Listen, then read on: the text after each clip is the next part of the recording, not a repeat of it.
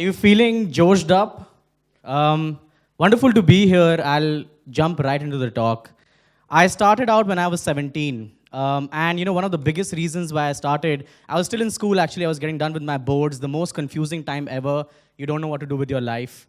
And everybody throws career options at you. You should do engineering, you should do business, you should become a CA, you should become a doctor. Nobody says take risks and fail and you'll figure it out. I was in that space when I was trying to figure out what do I really want to do with my life. And, as I was growing up, when I was 12, 13, I saw my parents, they were really passionate about what was happening in the news. And that kind of translated to me. I was always really passionate about what was happening in the news. But barely could I relate to it.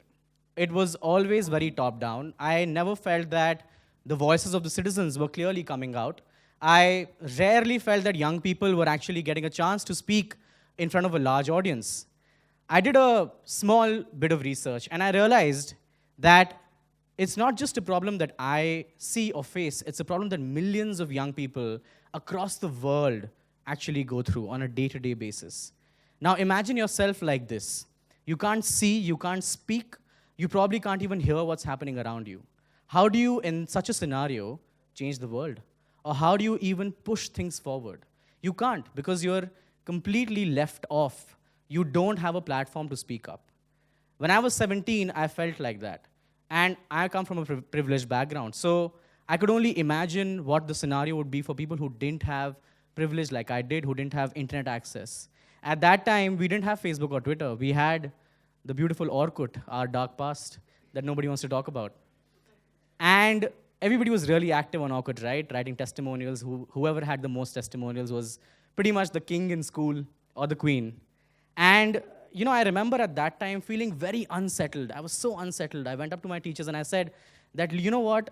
I think we need more options. I think we need an opportunity to get our fellow classmates to speak up about issues. I think we need those platforms. And the common thing I would hear is that you focus on your career, make something of yourself, get a job, earn some money, and then you see what you want to do. But it never settled well with me. So, I was lucky enough when I was 14, my brother, he was studying software engineering, so we had a computer, and I got introduced to the idea of blogging. So I started blogging when I was 14. So when I was 17, as an immediate reaction, I started a blog, youthkiawaaz.blogspot.com. And I started writing my own opinions and stories on socio-political issues. And soon enough, I realized, well, it's not about me. The population of this country is huge, and there are many more young people who deserve a platform to speak up on issues that they feel passionately for. So I went to my classmates and I said, well, I've started a blog and I'm writing about some important issues. Why don't you go and comment on it? So, well, they went on the blog. They, would read what I was writing. And I remember my first article was about global warming. And, I said, please go and read this. So one of my friends, she went and read it. And I asked her to drop a comment, so she commented on it. She commented nice with a smiley. And it wasn't nice, It was actually not nice at all because it was global warming. I was thinking at least that I'm trying to do something substantial. And I kind of realized that, it's a big cultural problem that we go through. And we grow up in a cultural problem like that, and it's a culture of silence that we grow up in. We're always told not to question. We're always told not to break taboos or question the stereotypes or answer back or even try and address issues that we feel passionately for. We're always boxed in categories. And when I realized that, I took up Youth Ki Awaaz as something a lot more serious. So I realized I have to do this full time. I took up journalism as as something I wanted to study, I wanted to pursue. I thought it was a great decision back then. And, I went right on it.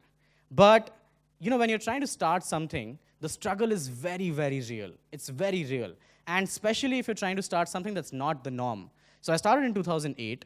At that time, e-commerce and tech was the big thing. Nobody was even looking at content. And I remember going to tons of sponsors and saying that, what, I'm doing something important. Why don't you sponsor it? Why don't you get on board? And all I would hear was, well, it's a blog. What will a blog do? We don't have enough money. We'd rather advertise in Outlook and all these magazines. Like I said, Facebook and Twitter were not even there yet. Right now, millions of dollars are being spent on Facebook to advertise and push products forward. So nearly for a year, when I was getting done with my college in 2011, I kind of realized that, this is not going to be a good path to take, but I should take it anyway. After almost 1,000 calls, 200 meetings, nothing really turning in well, I told my parents that, you know what, give me a year off. Don't ask me to take up a job. Don't ask me to pursue my postgrad. Let me just try my hand at this. Let's see what happens. Because a year is very, very little. I'll take up a job later if that's what it takes. And I went right on it. For a year, like I said before that, I had tried over 1,000 calls, 200 meetings. Nothing had worked out. I had proposals. I had written grant proposals. I had written award proposals. Nothing was working out. But in 2011, something very interesting happened in the beginning. A UN agency called UN Global Alliance for ICT and Development, they noticed what I was trying to do. I was already, I had already gotten 2-3 volunteers on board, and they wrote to me saying that, we've been tracking your work. This is something interesting. You're trying to crowdsource a lot of stories. Why don't you apply for this award that we run called the World Summit Youth Award? So I applied for it. The application was ready because I had applied for 10 other awards and gotten none of them. So I thought, well, let's apply. We'll see what happens. And I applied and I forgot about it. A few months later, I get an email from them saying that we had won. And Youth Ki Awaaz was the first organization. Thank you. Youth Ki Awaaz was the first organization in all of Asia to have gotten that award. And that was the first time I got an opportunity to actually fly out of the country. I got my passport made. I rushed up to the visa. I flew to New York. Got to meet some amazing people. I met Alana Huffington, who runs Huffington Post. Some really brilliant people. And that gave me the courage and realization that I'm not alone. There are people around the world who are doing this. And they're really just raring to go. So I shouldn't feel alone at all as well. Because when you're, like I said, when you're building something which is not the norm, you also feel lonely. You feel that the industry doesn't appreciate you much. You feel your friends don't appreciate you much. Your family doesn't appreciate you much. And at that time, the World Summit Youth Award came as a very big feather in our hat. So I came back to India, and I remember my 16-hour flight back to India. I was only literally taking notes of all the meetings I had in New York. And 2011, once I got back, was again a monumental year for us. There was this really big thing that happened in the world in 2011. The Arab Spring happened in 2011. And the entire Middle East was at war. And there were civil wars in literally every country in the Middle East. And that was the time when you literally had no TV organization or print organization on the ground in these countries reporting what was happening, because journalists were being killed, citizens were being killed, governments were being pulled down. The only two sources left for people to use to organize themselves and mobilize against the powers were Facebook and Twitter. And the world suddenly woke up. Everybody realized that, you know what, this is actually serious. We can actually do a lot here. And I remember at that time, I got an email from one of our readers, his name Pranay. And he wrote to me saying that, my dad, he's been working in Libya for a long time, and he's stuck there right now. And the last I heard from him from Tripoli was that he's probably not going to survive. And I'm really concerned, what should I do about it? Can you help me get in touch with some media organizations? Is there anything that you can do? And I was right out of college. I didn't know what to do. I didn't have contacts in the media. I hadn't taken up a job to actually build those contacts. So I told him, why don't you write about it on Youth Ki Awaaz, and we'll see what happens. So he wrote about it on Youth Ki Awaaz. I remember publishing his blog at 1 a.m. He lived in London. And around 3 o'clock, I got a call from one of our volunteer editors saying that our servers had crashed. So I woke up quickly, I checked the website, and I saw about 500,000 people were trying to access the blog. And before that, there were barely 10,000 people who used to get every month. And at that moment, I suddenly, it shook me, and I called up all my blogger friends. I told them to republish it as widely as they could, took it on Facebook. By the morning, news organizations were tweeting about Pranay's story. By the evening, I got a call from CNN, IBN, NDTV, pretty much all top organizations to help them get in touch with Pranay. So I did that. And Pranay was on the 9 p.m. news on CNN, IBN, his mother on NDTV, a lot of other news channels. And because of Pranay's story, so much pressure was built on the Indian government, because the US and the UK had sent their ships and planes to get the citizens back. There were geopolitical reasons because of which India couldn't do it at that time. And there was so much pressure on the Indian government that they sent rescue operations. And within 24 hours, not only was Pranay's father brought back, but 16,000 Indians were rescued because Pranay decided to speak up.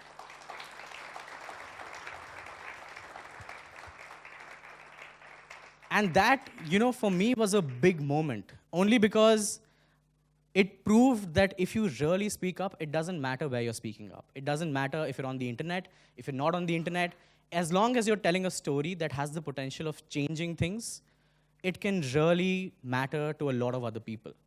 And since that story, there have been many others. So we've had stories year on year coming to us which have really impacted the way things happen in the country. From sexist rules in colleges being changed, to the Delhi Metro taking suo motu action on a molestation case that happened, to a very recent one where a girl's blog on Youth Ki Awaaz started a movement called Happy to Bleed, a movement against menstrual taboos. And if there's one thing that I realized out of all of this, it is that, it's only perseverance and determination that can really lead you somewhere. So this last story happened in the 7th year of Youth Ki Awaaz. So it had been 7 years. I was still struggling to make Youth Ki Awaaz sustainable. In 2012, because I didn't want to have a website where we are putting up ads, and that would completely take away the ethos of the community that we are building, people who really believe in change.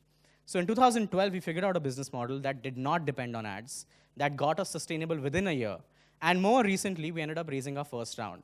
Now, the thing about entrepreneurship is, if you're struggling and you're bootstrapping, nobody cares about you. But the moment you get invested into, everybody starts looking at you. And that's the sad truth about entrepreneurship, because there are so many entrepreneurs out there who are trying to make a living, who are trying to innovate, who are trying to push the boundary of how entrepreneurship needs to be done, but nobody's taking note of them. But, well, it was good for us because we got some more media coverage, we got some more eyeballs on the platform. And the platform has only grown since then. So today, as I speak here, there are nearly 3 million people who are reading the website every month. More than 50,000 people who've written on it, who've brought out their stories, who've tried to change something on ground using the platform. And there are a lot more publications, partners, nonprofits who actively use it to push things forward. So from policy change to even sharing stories of your travel experiences, to young musicians finding a way to reach out to new audiences, to a lot more, we've managed to successfully build a small community of people who really care. And we're trying to scale up as well. So that's pretty much the last 8 years.